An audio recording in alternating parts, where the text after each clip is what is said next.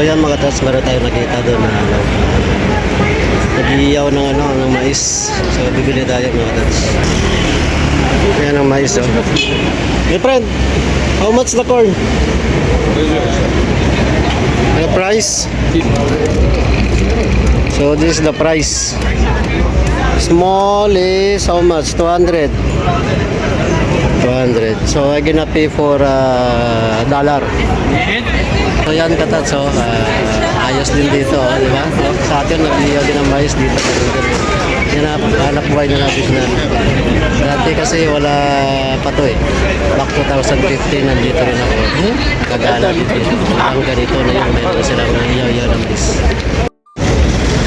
So yan na, iyaw na mga katats. Puso din para sa kanila dito. Yung mais. So